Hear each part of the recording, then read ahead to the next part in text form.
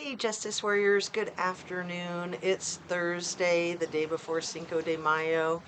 I'm going to have to do another short video because I still have got this situation going on with pollen or something. It was so much better yesterday, but it's kind of come back today. I guess because the weather's heating up. Anyway, how are you guys? I know I miss you. Um, Everything I say is simply my opinion. It's simply for the sake of conversation, hoping to open up a discussion.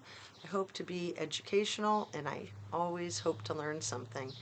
My videos are all made specifically for YouTube, which is an entertainment platform, and I find it imperative to include that in my disclaimer as I get started each time. And what did I do with my little like button?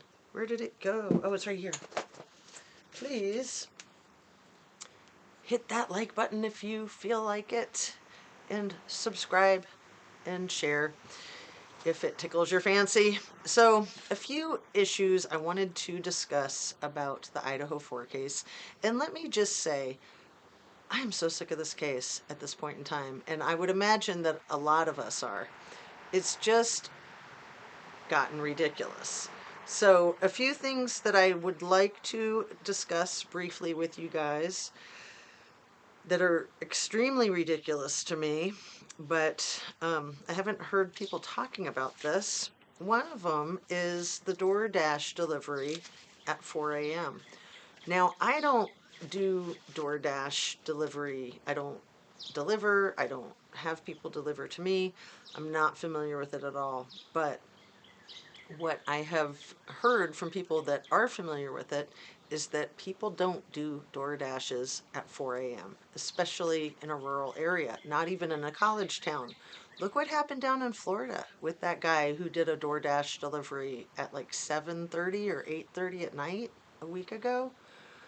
So we're supposed to believe that this woman with long brown hair, long dark hair, did a DoorDash delivery by herself at 4 a.m. Okay.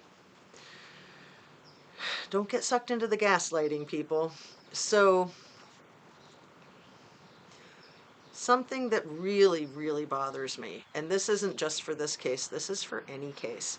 It really bothers me the way media tries to portray someone being poor or broke or bankrupt, filing bankruptcy. They try to portray that as some indicator that somebody's a criminal. And it's clearly not. There's a lot of people that are broke who don't commit crimes. And there's a lot of people who are loaded who do commit crimes. So that's just not part of the equation, but it is often brought up as trying to put somebody in a bad light. So this whole thing with the gag order really allows the parties in positions of power to completely rule the narrative. Keep that in mind. Please keep that in mind. Um, these ideas that the criminal defendant is an arrogant, misogynistic bully, again, that makes no one anything other than an arrogant, misogynistic bully, and we don't even know if it's a thing or not. And then this woman, Kim Kenley, who rebuffed the criminal defendant in middle school, allegedly coming forward and contacting law enforcement and asking, is there anything I can do to be of assistance? Like, yeah, I don't think that you could, unless you've had contact with him recently, or maybe if he was like killing animals back then or something. Was he? Was he killing animals back then? Because that would be something that would be of interest. But getting rejected by a good looking girl and then trying to say, well, these girls are good looking, much like she's good looking, so maybe he did it and that's why. It's a bit of a stretch, people. More than a bit of a stretch.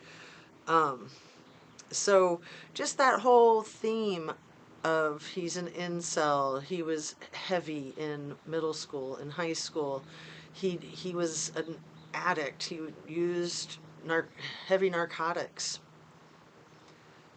All of this is to try to make the public look down on him and see him as somebody who could more likely commit crimes like this than somebody with a stellar history. People with stellar histories do commit crimes like this. People don't have to be dirtbags. I mean, of course, they have to be dirtbags to do a crime like this, but they don't have to be known as a dirtbag. And often, if they were known as a dirtbag, they would never be able to victimize their victims because people would know to stay away from them. So it's just crazy. The running of the narrative, the trashing of the criminal defendant. The guy needs to have a fair trial.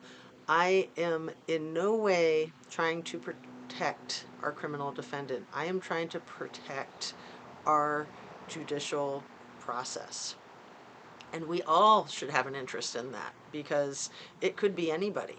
If someone can get railroaded and convicted and spend 40 years in prison when they did nothing wrong, and we all know that this has happened time and time again, it could happen to anybody.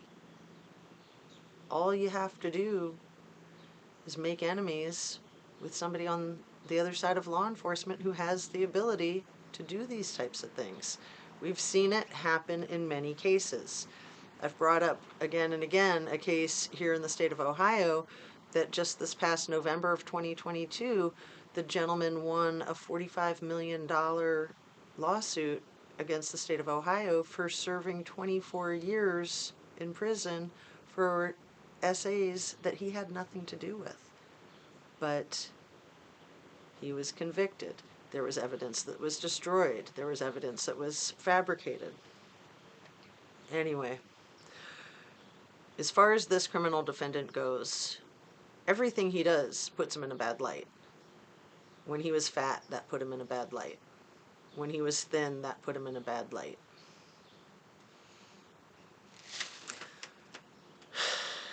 When he's awkward, socially awkward, that puts him in a bad light. And when he's comfortable and relaxed with people, that counts against him too. Have you noticed this? Have you noticed this pattern? He can't win. Not when he's got a police chief that says, I'm confident we have the right guy. Why would anybody in a position like police chief, after arresting a defendant, say that? It's sort of a no-brainer. It's sort of a given. Like, well, obviously you're confident of that, and obviously a judge is too, or they wouldn't have signed the arrest warrant. So, we've got the News Nation channel that continues to press forward with this narrative that they actually have in their possession this letter that has never been shown. It's never been proven to exist. The letter that allegedly fires the defendant from Wazoo, from his assistant teaching position. Let's pretend for a second that that is true and that that letter does exist, because I don't know, maybe it does. That still doesn't mean he did these crimes. But there's a huge, huge investment for some of these people to give a motive for this person committing these crimes, which you got to ask yourself why. Why would they? Why would they be so invested? So let me look at my notes and see. There was a couple other things I wanted to mention here, and that is, if I was in left field with my little theories here on my channel, I don't think these trolls would be coming after me. So I've always seen it as an indicator that perhaps I'm on the right track if there's trolls taking their time to focus on me. I don't know. It's just a thought. So one last thing that really bothers me that I've brought up again and again, it really bothers me this evidence that the criminal defendant did this, of the, what is it called, the Seven Sirens Brewing Company in Pennsylvania, that has in their computer notes that this guy makes creepy comments? Really? I'm gonna bet you that he's not the only guy that they've got that same note in their system for. There's a lot of dudes that will make creepy comments, especially towards servers, especially after they've had a few.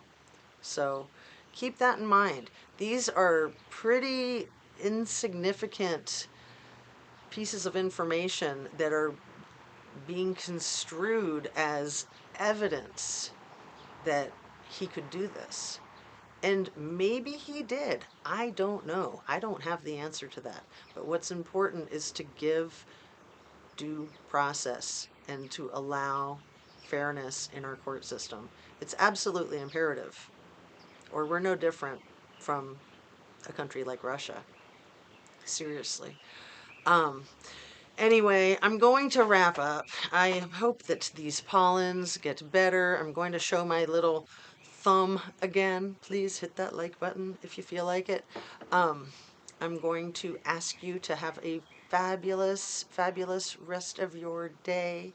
Make sure that you drink your water, stay hydrated. You might have seen I'm not drinking water right now. I'm drinking iced tea with lemon and honey. It's very helpful. Anyway, even if it's not hot. I like it. Hot is really good for the throat, but even cold is good for the throat too. So get your exercise. Make sure that you treat yourself well. Make sure that you treat others well. Make sure that others treat you well. Take it easy. Eat your fruits and veggies. Eat your protein. Peace out. Sending you light, sending you love. Thank you so much for watching. I really appreciate you. Take care. Have a great afternoon and see you on the next one.